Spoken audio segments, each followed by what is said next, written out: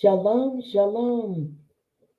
I'd like to thank you for tuning in to Black and Healthy, Restoring Black America here on YouTube and also broadcasting on the Country Living in the City page on Facebook. I am your host, Jawanda Smith, RN Case Manager and Community Advocate. Today, I am concluding our series on Black women mortality rates and intimate partner violence. On our last video, I explained how Black women are the most vulnerable women in the world. And today, I want to show you a short clip from the BBC to pretty much back up what I'm saying or give receipts on what I'm saying that Black women experience violence, domestic violence, the same way that we experience here over in America, with the same stereotypes, pretty much, and also the lack of help and the lack of support of those that don't understand our culture. So take a look at this short clip, and I'll be back with commentary.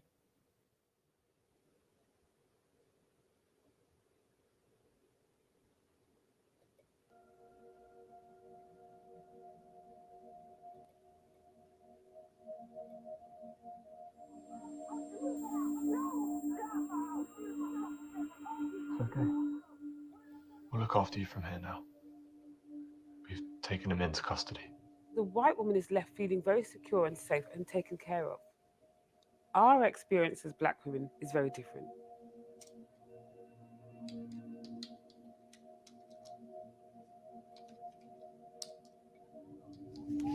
When your abuser wants to fight, he will find a reason. So it turned into an every night situation for a long time, and it got pretty horrific. It was physical, sexual, always mental and emotional. That's how it starts. I'm sorry, but without more evidence, there's not a lot we can do. When Black women report abuse is that they're often asked to prove it. The police had come, and because I'm a Black woman of darker skin, they weren't able to physically see the abuse, the bruises that were apparent on my skin at the time. Obviously, if I was white or lighter skinned, it would have been more obvious physically.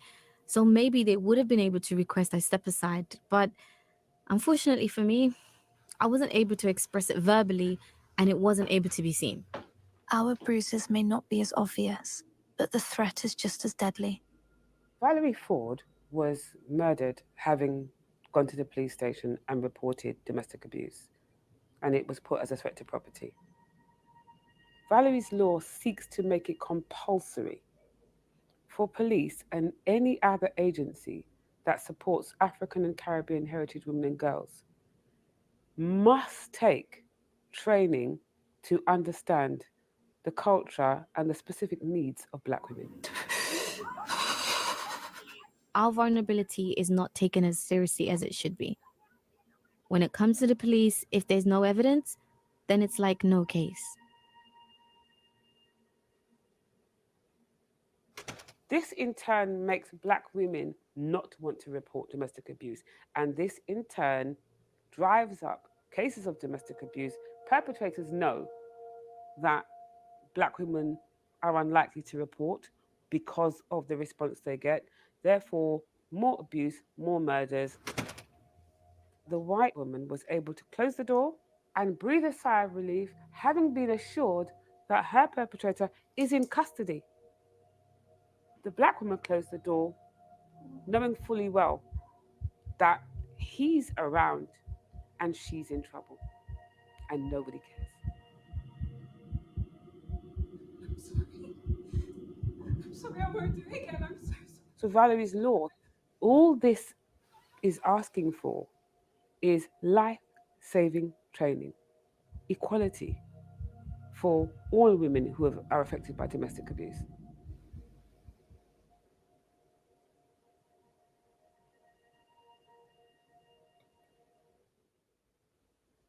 Okay, guys. Well, I hope that clip wasn't too disturbing for you, but it is to show you that even in the diaspora, pretty much where the transatlantic um, slavery took our people, pretty much we kind of experienced the same things just in different ways in other countries. And as you see from this clip, is evidence that, the Caribbean, she talked about the Caribbean descendants, and she talked about those over in Europe.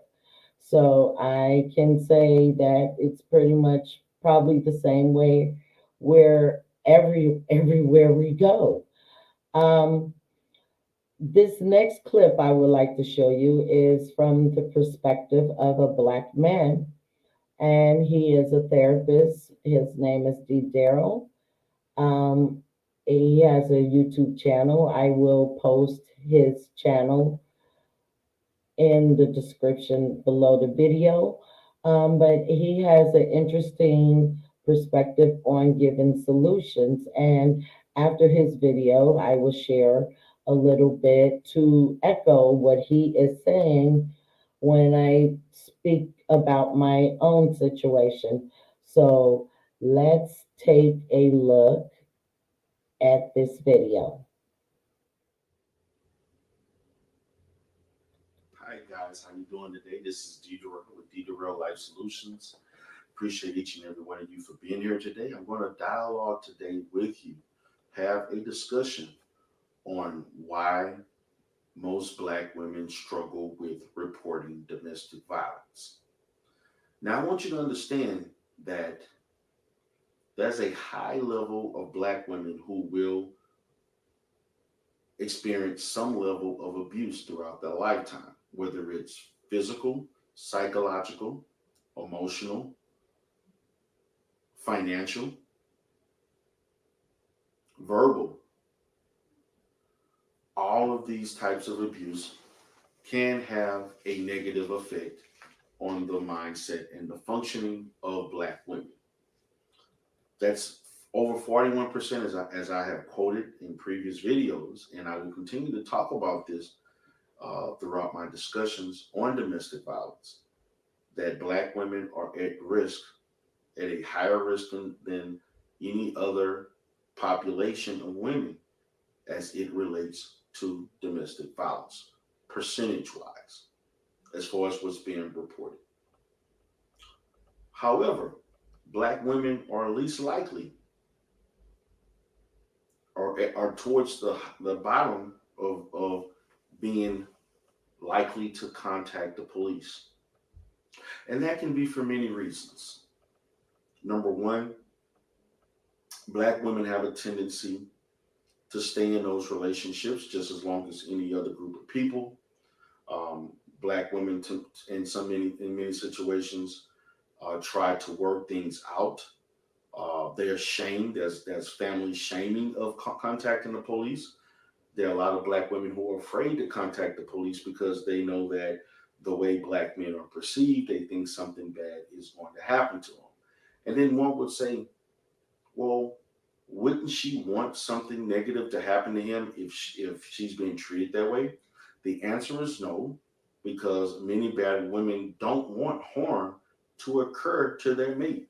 What they want is for the man to love them, show them emotional support, and no longer engage in that behavior. They want the male to distinguish that type of behavior towards them in order to have a long lasting, effective relationship.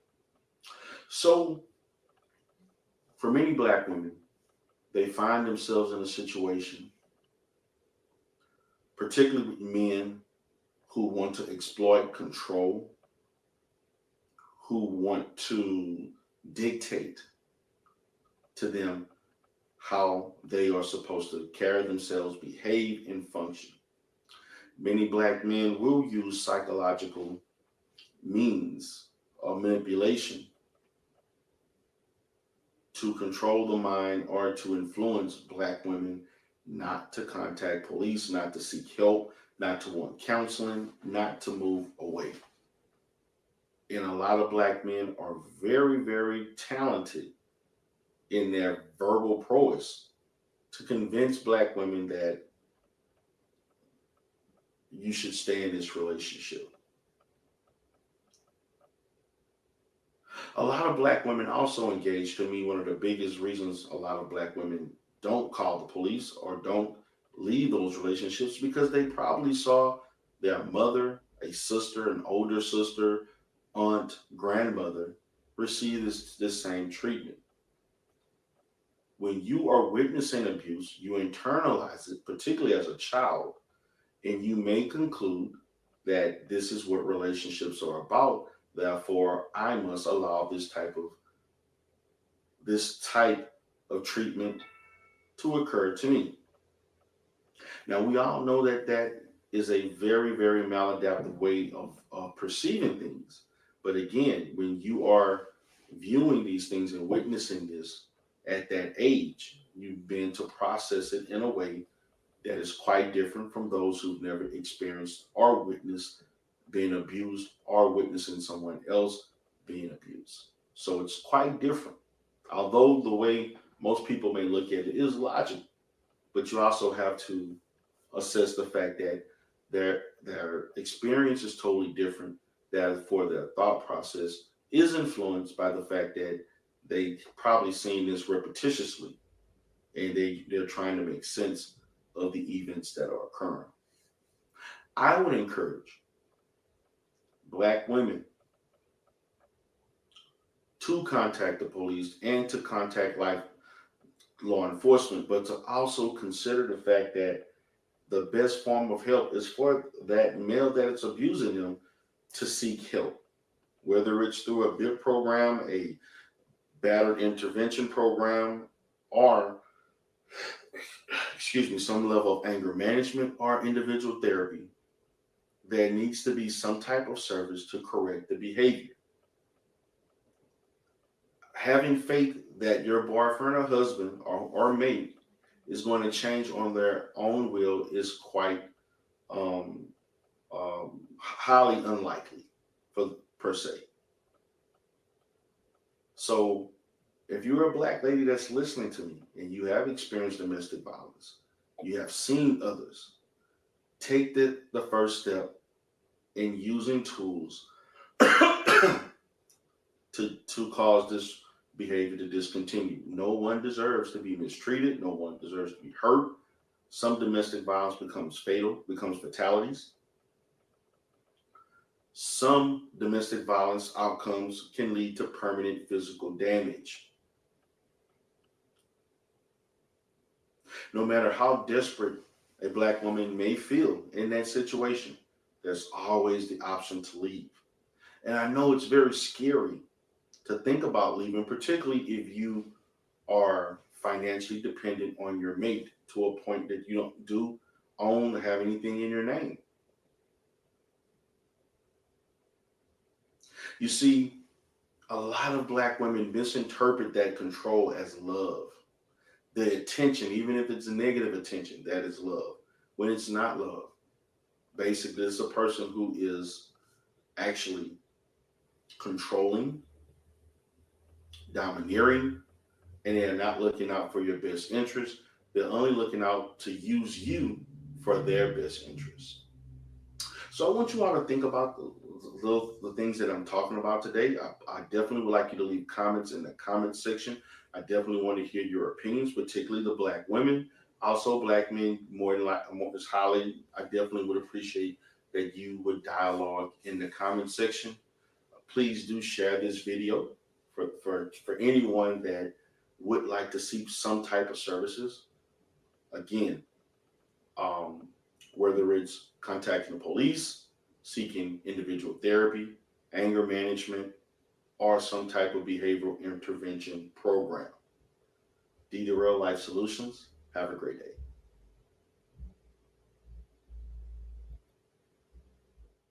Okay, guys. Well, I hope you enjoyed the therapist perspective on everything. I will post information for the National Domestic Violence Hotline as well as information for the gentleman's channel. He is a therapist and he has a podcast and he talks about many issues in our community, um, even race. He talks about, yeah, I even seen a video where he talks about incest and rape in our community, which is another taboo topic that I may actually do a video on because it happens more than you think in our community. It's so sad. But we have a lot of things and a lot of mountains to climb, my people. So I'm hoping that as long as we continue to make the discussions, we can come up with solutions. Myself, I'm going to reiterate with some of the things that the therapist said is that, I got away. But yes, when I called the police, did I feel like a victim? No. A lot of times they felt like we were in a fight and that they would take both of us to jail. And a lot of times because I didn't want to be separated from my children, um, I wouldn't let them take me to jail. I knew, and my ex-husband knew that. He knew that I did not want to be arrested um, for many reasons. I was a licensed nurse. I can't be arrested for domestic violence. It's just so many things, so many plethoras of why I never wanted the police involved. I just wanted to leave quietly. But of course, your abuser never lets that happen, and he makes it that he or she will make it impossible for you to leave.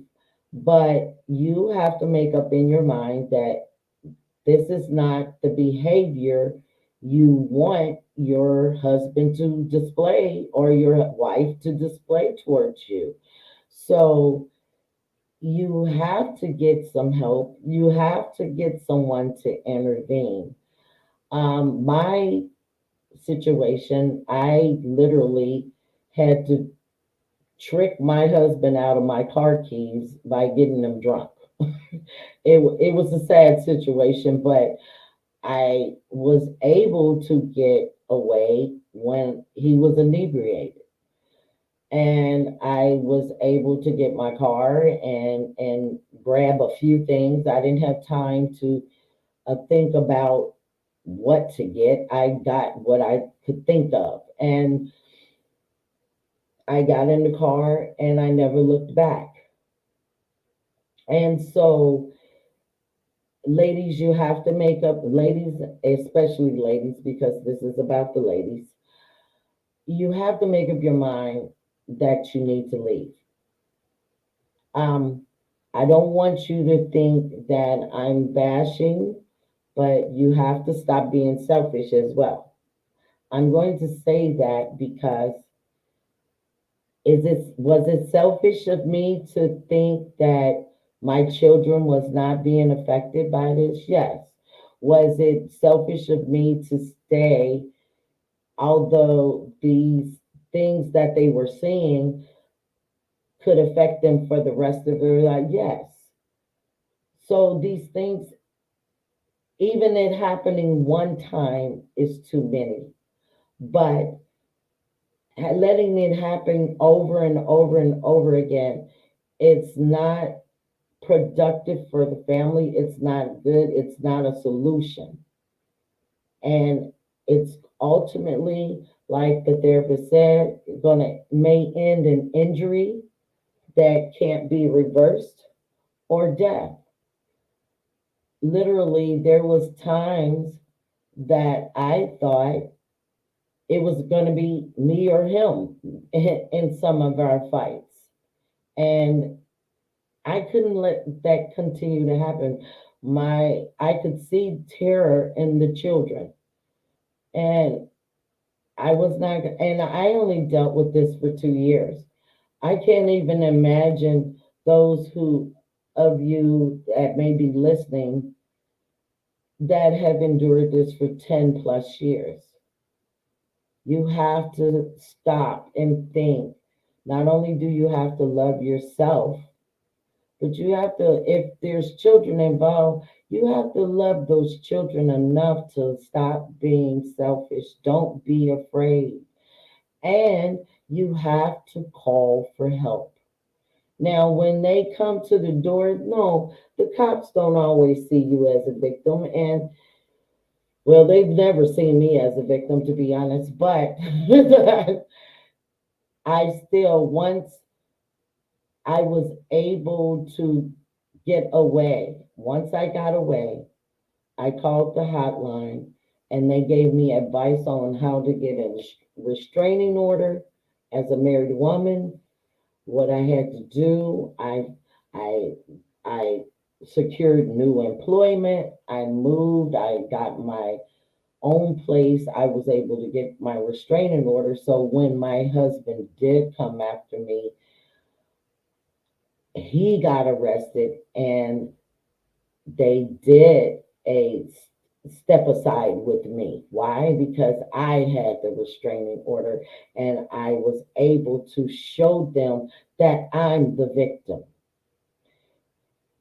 But none of that would have happened if I would not have pressed charges, lady. So that is one thing you have to do. And even if your husband or your partner goes to jail, that is when they may make the decision to get some help. Just like the therapist said, if they're not going to get any help, it's not going to change the situation, even if they're in jail. The jail may even make them even worse if they're not going through some kind of program while they're in there. And that was the case, my case with my ex-husband.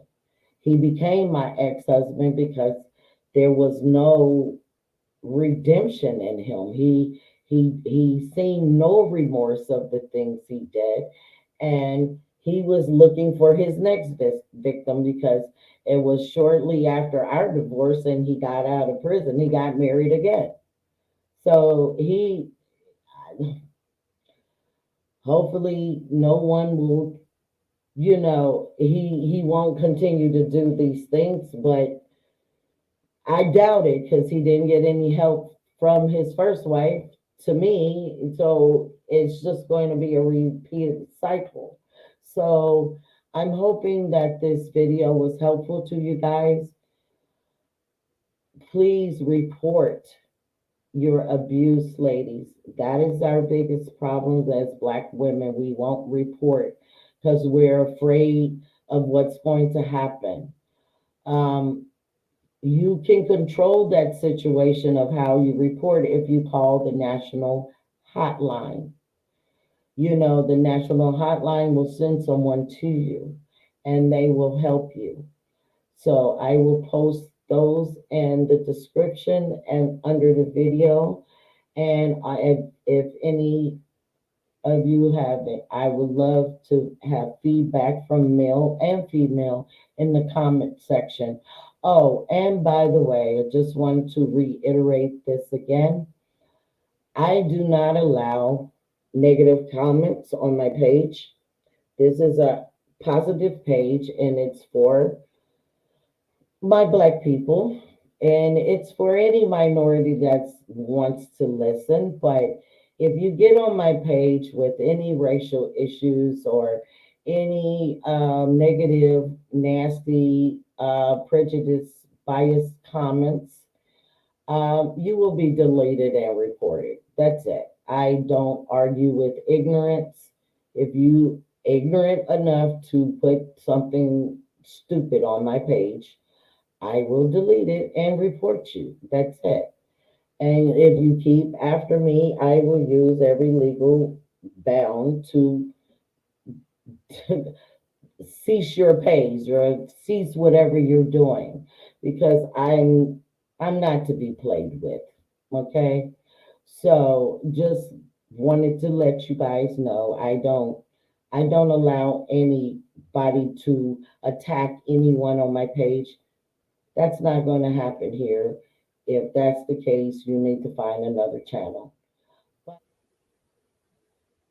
Well, that's all I have for you guys tonight. Take care of yourself and take care of each other. Until next time, Shalom.